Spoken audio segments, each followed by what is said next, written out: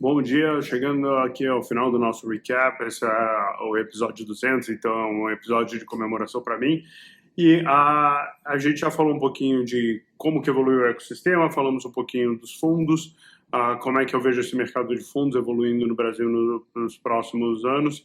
E agora, acho que a discussão é mais o que vem para frente, como é que as startups acabam impactando a economia como um todo, né?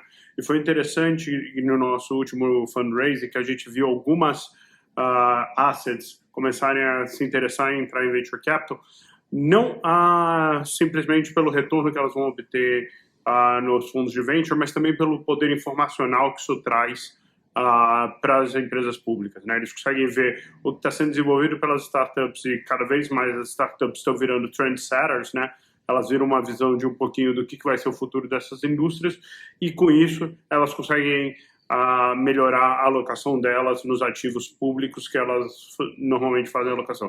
Primeiro, achei esse movimento super interessante, mas ele reflete um movimento que já tinha iniciado, que é a gente começar a ver startups impactando a economia mais ampla, saindo simplesmente do mundo de internet, do mundo mais jovem, e começando a entrar em problemas mais complexos, logística, serviços financeiros, planos de saúde, que são mais amplos na economia como um todo. Então, para mim, esse é um movimento super interessante. A gente vai ver outras startups fazendo com outros setores da economia o que o Nubank fez com os bancos, né? Criar todo o movimento ali dentro do setor por uma melhora de serviço, redução de custo, aumentar a competitividade. Nubank, XP, Creditas, todas essas startups acabaram impactando muito o sistema financeiro, ajudado pela regulamentação, né? A gente vai ver também cada vez mais a regulamentação ser friendly à inovação. Então, esse movimento foi iniciado pela CVM, Banco Central lá atrás, começa a ser replicado agora em ANS, SUSEP, de aumentar a competitividade dos setores da economia brasileira. E isso tem um efeito muito importante para a economia como um todo, que é as startups, por elas procurarem formas diferentes de fazer o serviço que estava sendo entregue, elas fazem isso e fazer isso de maneira muito mais escalável, usando tecnologia, elas acabam fazendo isso de maneira muito mais barata. Então, discutindo com um grande gestor de asset, a gente chegou nessa conclusão, né? A verdade é que, com a proliferação de startups na economia brasileira, a gente vai ter um efeito deflacionário dessas startups, porque elas começam a trazer soluções e formas de entregar o mesmo produto de maneira substancialmente mais barata, o que bota pressão e controle de margem nos incumbents. Então, aí é que volta o que o Nubank fez no serviço financeiro. A gente vai ver isso acontecendo em outros setores da economia. Então, se você está alocado em public equities, leva isso em consideração, ver quais startups estão sendo criadas, porque elas estão realmente repensando como fazer e tentando achar formas mais eficientes e mais baratas de entregar os mesmos serviços.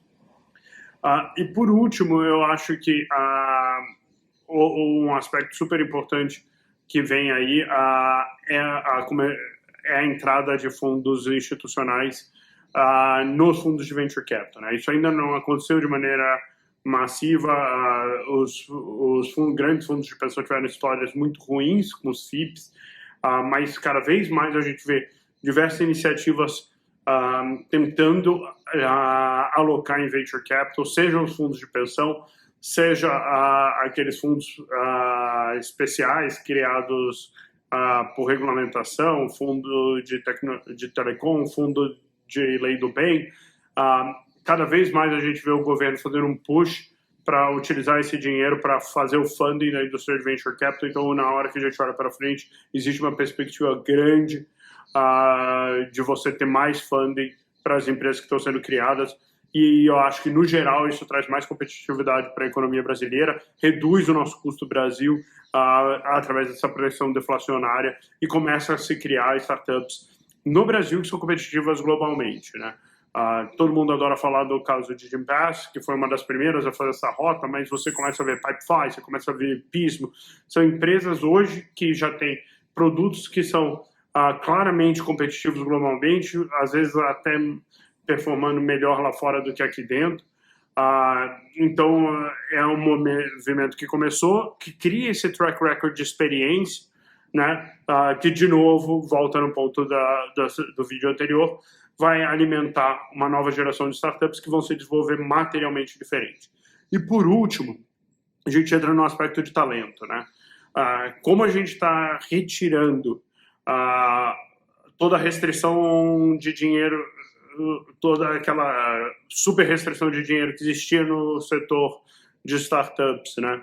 Através de mais funding, através dos growth rounds, a gente começa a ver essas empresas, e do outro lado a gente está começando a ver a tangibilização do valor do stock option, né? O valor que essas empresas têm na hora que elas crescem, e os funcionários começam a exercer os seus stock options e ganhar muito dinheiro com isso.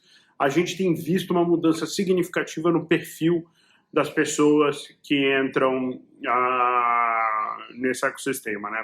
Antes a gente via muito missionário, o cara que realmente queria fazer aquilo, que realmente queria estar no ambiente de startup. Agora a gente começa a ver startups serem competitivas com corporate jobs de primeira linha, trazendo talentos super qualificados para esse ecossistema, que vão exigir um tempinho de adaptação para entender como o ecossistema funciona, mas, de novo, subindo a barra de talento. Então a gente agora vai ter um mix de gente mais qualificada formalmente, com mais experiência, gente que já tem track record no mundo corporativo, e combinado com gente que vai ter track record de experiência nesse scaling mais acelerado. Acho que a gente tem na mão uma situação bastante única, onde a gente tem funding, onde a gente tem problemas gigantes, né? E aí é que a gente brinca que tese de venture capital é problema.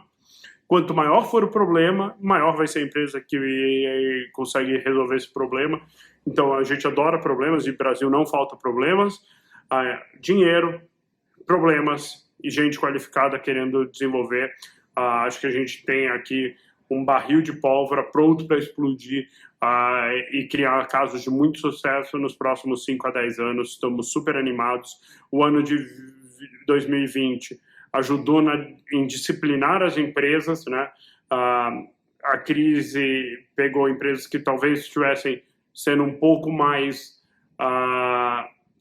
soltas com o recurso financeiro do que deveriam, e fez todo mundo repensar e entender que em algum momento a abundância financeira pode não existir, e as empresas melhoraram muitos modelos de negócio, melhoraram os unit economics, e mesmo assim continuaram se expandindo. Então a gente criou uma safra de empresas mais bem-sucedidas.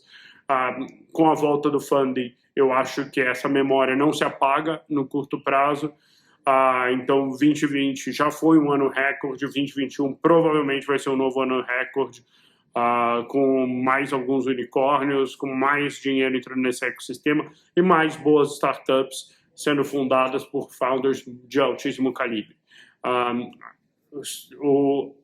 A batida geral do ano é super positiva, cabe a gente materializar isso, fazer acontecer. A gente foi muito privilegiado como setor, num momento tão difícil da economia como um todo, da sociedade como um todo, de sofrer muito menos do que a média, né? A gente tem que se aproveitar desse momento e continuar a crescer, continuar a expandir, continuar a criar empregos e soluções para a sociedade como um todo.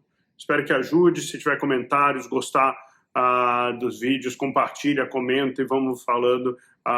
E aqui embaixo tem um formulário anônimo para você mandar perguntas.